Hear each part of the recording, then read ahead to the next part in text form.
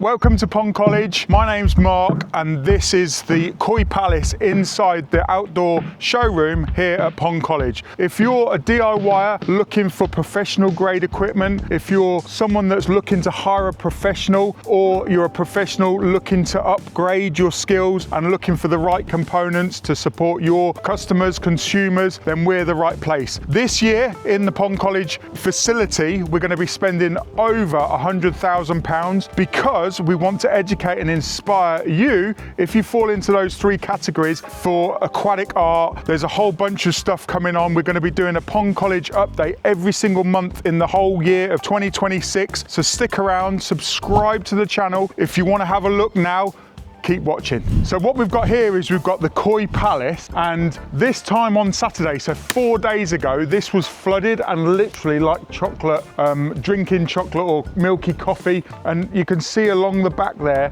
where there's a great big rib of overlay that's actually been lifted up. You can see the gravel has been parted. And what that's done is basically the pond liner is lifted up with the groundwater, and it's moved all of that gravel and then gone back down again. So the clarity of this pond is amazing now, just a few days later, but this was flooded. It literally had come up another 3 inches, and we've got an under pond drainage system over here. So we can switch a pump on in there and it all pumps out to the wildlife pond out the back, but you can see that we've got a drain underneath, and that's the area that both sides of that's where the water was coming in. So this is the Koi Palace. We're actually shut to the public now until the Pond Advisor Invitational, and then we'll be open to the public again. But what I want to do is I want to take you around the Pond College Gardens just to show you what the ponds are looking like in November 2025. As you can see that this particular water feature is switched off at the moment. You don't need to have ponds running all of the time. There's no fish in here, and also if there was a few fish in here, it wouldn't be a problem. The reason why I don't mind switching pumps off this time of the year is, one, it saves on electricity. Also, it actually heats the water. So when you've got constantly moving water, yes, you might be sustaining aquatic life or fish. I wouldn't recommend that you switch it all off if you've got loads of fish and it's more of a fish pool, but these systems can be switched off. We have got pumps and stuff on here, but you can see it's all switched off. But I just wanted to show you before I switch it all on. You can see these pondless water features. They look great even when they're off. I will switch it on, but you can see there's still water wildlife pond. This is what Charlotte put in last March, and you can see there's a little bit of blanket weed. You can see there's a little bit of ceratophyllum coming up through. Yes, you might go in there and take some of this blanket weed out, but I'm not too worried about it. There's no filtration. It's literally a case of it's just helping Mother Nature. A little bit of blanket weed is good for the filtration system. In here we've got the floating Zen. Again, it's all switched off. I'm not too worried about the wall. We're going to rip all this out and we're going to redo it for aquatic art. The 21st of March is when these gardens are going to be open and available. You might be saying, Mark, why is this particular pond all green? The reason why this is green is because we dyed it for Halloween. We actually had pumpkins and stuff on here a number of different years ago. Just basically made this a real sort of like Halloween spooktacular. But we just dyed it this year, and you can see the foggers and stuff. But I thought I'd just show you it. If your pond's looking tired, it doesn't really matter. It's really a case of you can get this going. We're going to have this going in a few months' time. This is going to look amazing. We are going to do a drain and clean on here. Yes, the dye does come out of the water within 4 to 6 weeks, depending on how much dye you put in. But at the same time, we will be cleaning all of this out, and it's good for my guys that are cleaning this because there's actually an underground reservoir underneath here, and 2 years ago they cleaned it out, then they switched it all on, and all of the green water that was in here that they didn't see was essentially pumped back in. And I was like, look, you didn't clean it well. You didn't clean the negative edge because it's green again. So it was an education point of view. So it's sort of almost like this is an inspiration and education garden. And you can see I'm not happy with this water wall. I haven't been happy with it for probably about 18 months, but we're going to redo all of that and going to create some lovely aquatic art in there. We're going to give this all a good spruce up. But again, I thought I'd just show you what it looks like in November. I'm not worried about it. Let's go and have a look at the lockdown pond now. So what we've got here is we've got the lockdown pond. This was built 5 years ago, and this was the only feature here in the Pond College Gardens. All of this was literally a farmer's field. It was literally bare soil. This time, 5 years ago, all of this, the infrastructure here, it wasn't here, it wasn't available. In 2022, we spent 105,000 developing the whole of the garden. And literally 2023, 2024, we started the Koi Palace. When the otter ate the fish out of the lockdown pond, we removed a lot of the fish and we opened up the Koi Palace, which is another project on itself. We've got lots and lots of developments coming over the next year. What I want to do is I want to talk to you about what happened last year at Aquatic Art Live, the Pond Advisor Invitational, and then we'll also show you what's going on inside and our plans for transforming this so we can help you educate and inspire the world on ponds and water features. So what we've got here is we've got a masterpiece from Mikey from McQueen Landscapes, and you can see this is a much bigger, it's a little bit of a box to just demonstrate the weathered limestone and the creativity. We've got a little bit of a leaking patio vibe going on here. And as you can see, there was some amazing water in motion, drilled rocks, cut stone. You can see there's a number of different elements. So this was part of when we were doing the Pond Advisor Invitational. This was built as a sort of like a bigger area, because what we gave people is we gave people an unlimited amount of space and essentially about a month for them to create. But Mikey came in and it wasn't judged part of the competition. The reason being is because he thought that it was going to be finished on the Sunday, where actually it was finished on 5 o'clock on the Thursday, which will be exactly the same this year. But what we're going to do this year is you can see these size boxes where you're actually standing. If you come round here, that's it, that's better. So what we're going to do here in this area is we're going to move these particular palletized features. This one that I built for Aquatic Art Live after coming back from Vivarium last year. I've just come back from Vivarium this year, and we actually turned a car into a leaky aquarium. Look at this footage now. It was amazing. It only took us 2.5 days. Me and Marcel, we basically took that and just blew it up and we smashed it. Literally, I hate that phrase, but we literally smashed that car and it just looked, we just needed Jurassic Park music going on. So what we've got here is we've got Mikey's feature there. It looks great, but actually, because we didn't do the retaining wall, it's actually bowing back this way. So this particular area here, we're going to create another box. So we've got one big box, we're going to put in another area here. So we're going to have stone and stuff going up there so it supports this wall. So this area here is going to create another different area. We're keeping loops in the ground. This looks amazing, but what we did notice is you need to come down at this level to really appreciate all of the details and all of the intricacies. You can see that there's a few weeds and it's not too much work to pull these weeds out and get it looking amazing. You can start seeing the mosses starting to grow. Look at the attention to detail, it's crazy. Look at these hikers. But if you're standing up tall, you don't get that attention to detail. And essentially what we want to do is we want to create and bring this up. You can see again, this is my feature. I've got one light on there, but there's other lights in there that I can switch on. But this all needs to come up because again, this is the sort of like where you want to see all of the different interesting bits. It's sort of like too low, but at the same time as it wasn't really built. It was more, this one was built for sustainability. As you can see, the sort of like the moss and everything. Also during Aquatic Art Live, my nephew came that's 8, or was 8 at the time, he's 9 now, and he wanted to create something like the NRG, and as you can see, there's sort of like a bit of a cave going on. A few hours just playing with it, playing with the stuff, and look what he created.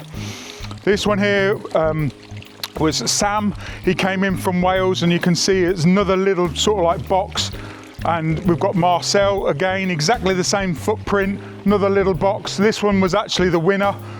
We had Marcus from Sweden. And doesn't this look good? Look at the moss on here. It's looking amazing, really, really lovely. And we've not done any work. You can see there's a little bit of weed growing on and stuff. Then we've got Tom Shadwell from near Bristol. He created this, and you can see the sort of like the lights are just coming on.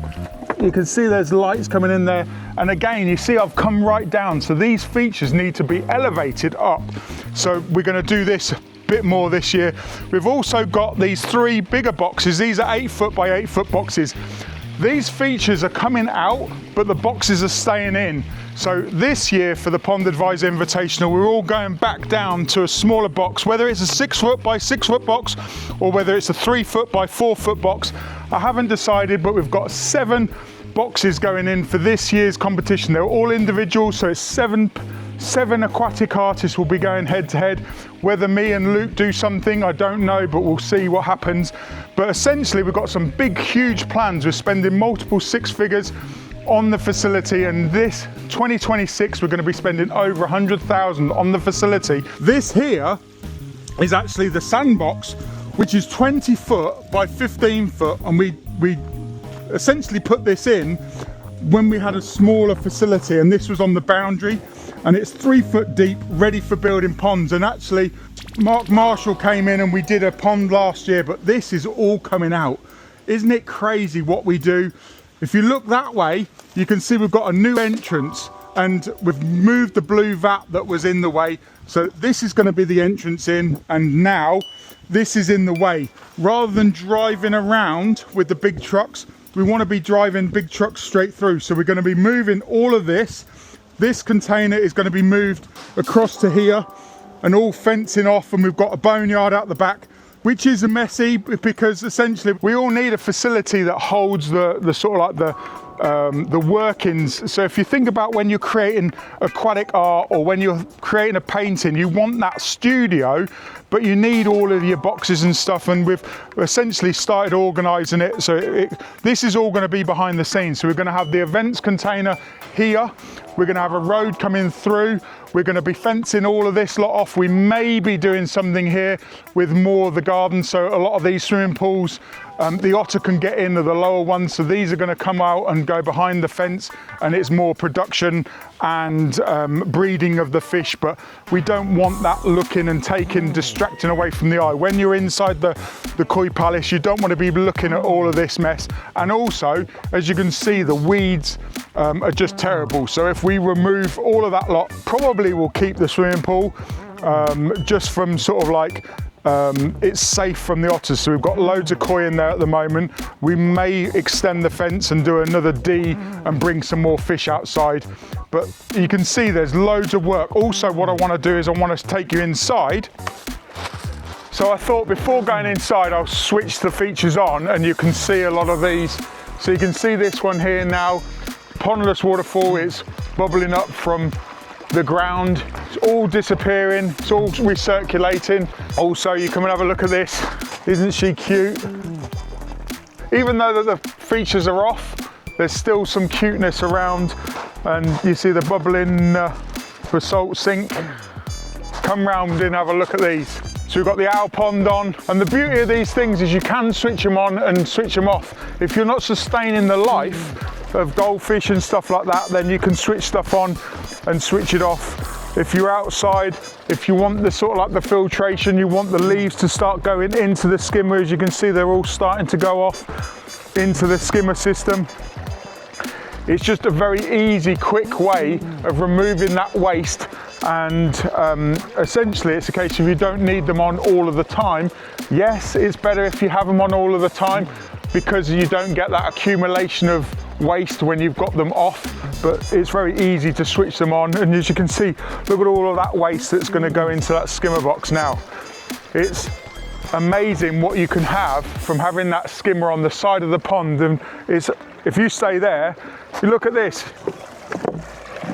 it's a skimmer box. It's crazy. You wouldn't even know that it was there. Let's have a look at Farsley Falls. So I've just switched it on, and as you can see, these pondless water features, they don't need to be on all the time, but it does create a bit more of a sort of like a mystical effect. When you switch it on, it takes a bit of time for it to get going, but the beauty of it is if you don't want any water in your garden, you can literally switch it off, and as and when you want the water to come on, you can switch it on. And as you'll see in a second, it's starting to come over here now. I'm actually standing in the stream. So what we've got here is we've got a number of different lights. One is bubbling up, and as you can see, there's just one light in there that bubbles up the actual fountain. The ice is gone, and as you can see again, we've got another light up there, and it just creates that mystical effect. We've got more bubbling lights in this one. You can see it's just simply an urn with a purple light in there. And look at this one, loads of lights. And as you can see, we've had it switched off for a while, so we've got a bit of grass and stuff growing in there, but it's very easy.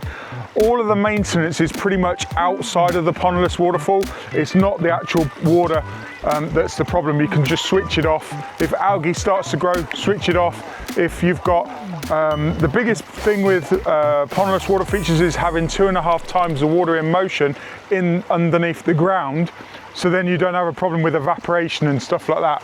But it's very easy to switch these on and off. Let's go inside now and we'll have a look there. So this is going to be our new indoor showroom, because essentially what you're going to do is it can feel the warmth in here. We can insulate the door, we've got the insulated roof, we're going to insulate that end and also the two sides.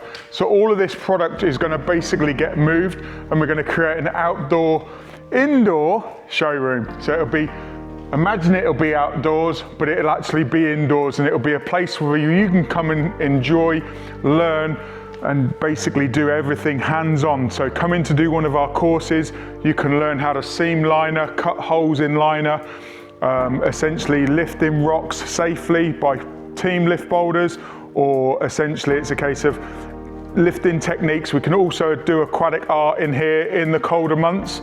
So we're going to have a lot of sandboxes, individual boxes that we can create that aquatic art, and we can get out of the elements. A couple of Julys ago during the water garden weekend, it was pouring it down with rain, but we can have more stuff indoors, and also it'll be like outdoors, indoors, and we can open up the great big doors so it'll actually be like a barn and create that environment.